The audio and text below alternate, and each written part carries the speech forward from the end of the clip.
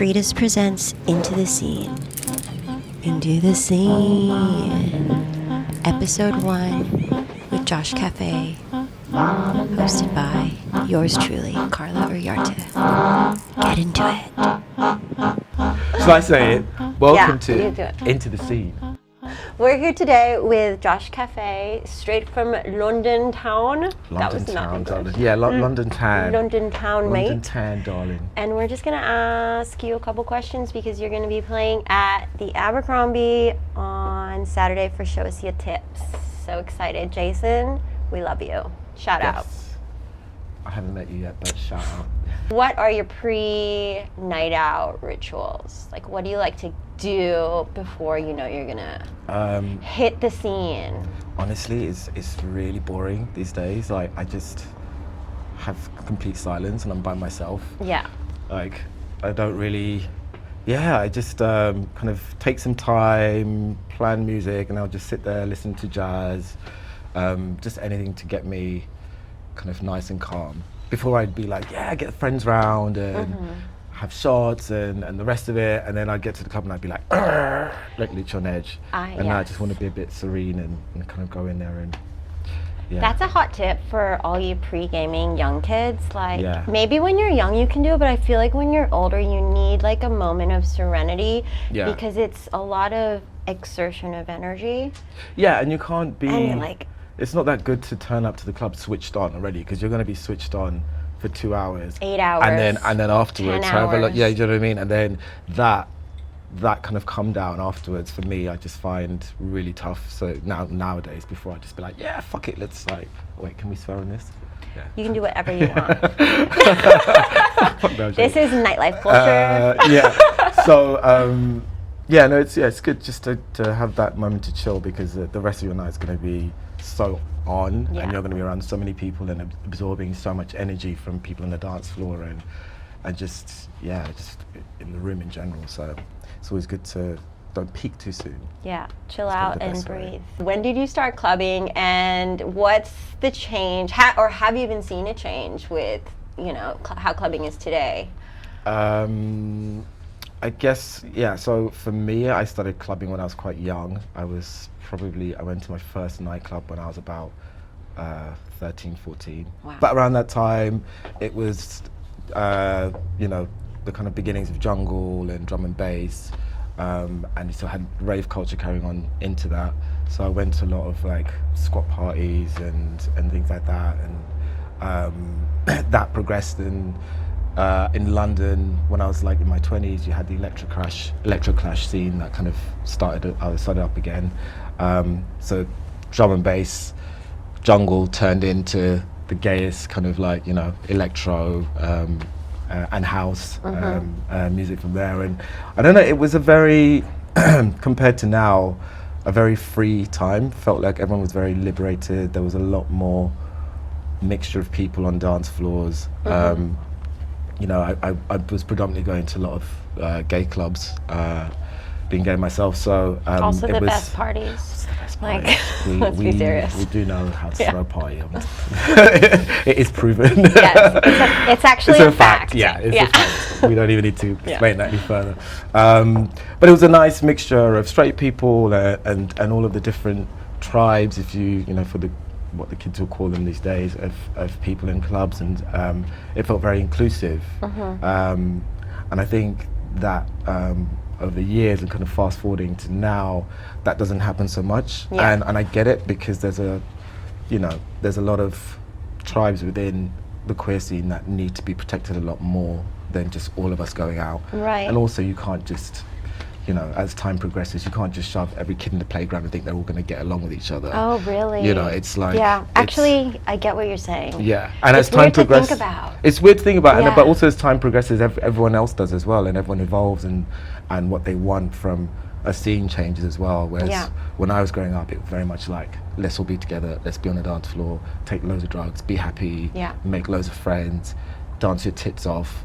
But now you have so many more things to distract you when you are on a dance floor, whether it's your phone or, you know, filming and just you like know, being connected. Just being connected, yeah. But not being present. Yeah, almost, exactly. Yeah, there was a lot more. It felt more. God, I sound like such an old man. There was a lot more presence. We're pretty much the same age. Yeah, it's pretty. Yeah, there was like a lot more presence on a dance floor when you went out, and because there were no phones. And almost less judgment, because it was like if you saw someone out where you were, there was like an instant connectivity that was included in that, because you're like, okay, we like this DJ, we're here together, we like this music. And I feel like there's a lot of isolation in kids nowadays because of the internet and this perception that they're always being watched, and they have this like anxiety around like just being free, like they're not used to it. Yeah, and also just connecting with your favorite artist or DJ. You know, there's so much, if you think about it, there's so much that people can get when about or know about someone without being on the dance floor. So you can find out what food they like, where they, you know, what they listen to, what they've done that day. We already know you, babes. You know what I mean? I don't need to talk to you to know what you did yesterday. I just have to look at your stories. Yeah, exactly. And that bothers me a little bit, because I think it kind of loses from the experience of you going to see that person live and not knowing anything about them, and you're a bit more freer to just go, right, I want to absorb everything that I'm going to get from you now, because I'm not going to know anything the next day. The curiosity, which is like, I mean, it's got positive and negative. Yeah. Obviously, we have a nightclub, the Abercrombie, and we run it under, you know, our Frida's branding, and we're very conscious about this. So we would love to know, what's the first thing you notice when you walk into a club? Well, okay, now I would say just looking at the venue, how it's laid out, and where people are dancing, where the booth is, how that's set up, like the lights and how that's working. It's all kind of stuff that's like I'm taking in to think about the first track I'm going to play. Oh, wow. Or just how my set's going to go in general, you know what I mean? If it's like a really big room and there's loads of lights going on, then that's going to mean maybe bigger sounds in what I play. Or if it's a little bit more intimate and sweaty and dark, then you know, that will probably mean a bit more of a darker, sexier set. So like I try and absorb all of that in. That's and this is why it's nice to go. Well, that's why I was saying to you, it's nice to go into a venue calm, so you can take note of all these things, rather than you're not just like boom straight in, and you know, all you're going to do is like, wait, what am I going to play first? And you're not actually acknowledging your environment. And that's really beautiful. I love that. When you're building a set pre-party, you don't have like you're not like, these are the songs I'm going to use, this is my set. You're kind of more adaptable to like the environment, which I think is pretty revolutionary, because that means you're skilled, like you are ready for anything. Bring it on. But it's good. I mean, that it took a while to get to that point, and I think this is a thing that, you know, why playing very often for any DJ that's up and coming is such an important thing, because the more sets you play and the more the different venues that you play around, this is how you build that up. And so you don't, you know, when I started DJing, I think I probably was very kind of strict and regimented in what I did. I mean, I have OCD, so I plan things down to. Shout out Dave. Shout out to Dave. But yeah, it was like, I think I probably would have been a lot more structured and pre-planned, just because I would be like, right, I want it to sound like this, and I like taking people on a musical journey, and sometimes that's good, but other times it's just better to kind of pick and choose from different clubs I've played around the world, and go, okay, well, there's elements of that will work in there, and maybe I want to have like an acid moment in my set, or if I want to have a techno moment, or there's so many playlists I can pick and choose from. What are some artists or DJs that influenced your sound as a I think I've definitely been influenced more by artists, I say, just because I grew up in a musical household, in the sense where my dad was a DJ and my sister was a DJ as well, so I had everything from Congolese music to soul, funk, rap, R&B, the work. So and also I'm a performer as well, so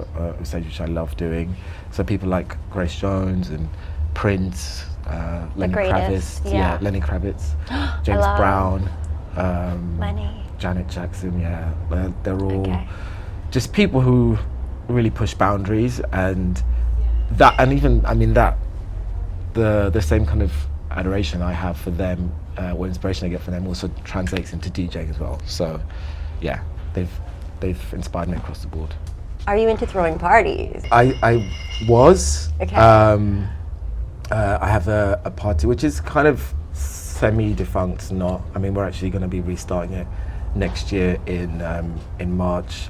But I did it for a very long time with my partner Jacob Husley, he's one of the bookers at Fabric in London. Wow, that's what we're trying to be, Fabric. Iconic venue. Yes. I was lucky enough to get a residency, and through my residency, they were putting on this club night. It was a queer night. It's a queer club night called Love Child, which you would do like maybe every 3 months. And yeah, it's a lot. It's hard work. You need to have a really good team around you. But you know, when it's good, it's really good, and it's very rewarding. And I would come away from it feeling quite happy when we'd, you know, not just done the party, but we'd do like queer panel talks as well. So there was a lot of things that we could talk about off the dance floor that were affecting the dance floor, right? Which I thought was quite nice to hear from the community, and also helped us make our night better. And yeah. I think now more than ever, it's important to have the physicality with people, especially people you don't know, and to like have that connection, because it's so hard to, when everyone's just in their bubble, doing their thing, you don't kind of enter that other vortex of like what reality really is, which is like all of us here together, like let's connect. Why is clubbing more important now than ever? I mean, there's so many reasons. I mean, the world is such a shit place to live in. I think dancing is like the one thing that we have to that makes us happy, and it's a proven thing that makes us happy. I think, you know, we need more safe spaces. That they are there, but like, you know, clubbing and clubland brings so many people together on so many levels, whether it's musically, and you know, whether you're a teenager and you turn 18, or if you're younger and you're sneaking into a club, like that initial experience you have in a club is always going to stay with you. Also, just like, you know, on a more basic level, just feeling comfortable dancing in a public space, you know, so you're not at home in front of your mirror, like, I know, just like which we've all done. Yes, literally me today. Thank you so much for joining us in this episode of Into the Scene. We have Josh Caffe, straight from London, and yeah, I think this was an amazing episode. Thank you so much for being my first guest. Yeah, I'm really happy. This is timing-wise has worked out, and I've got to be the first guest. So dreams do come true. Don't forget it. Everyone's got to live up to this. Yeah, I know. This is probably the show is gonna end because I can't beat this. Like, this is like egos going through the roof. Frida's presents Into the Scene. Into the Scene. Episode 1 with Josh Caffe. Hosted by yours truly, Carla Uriarte. Get into it.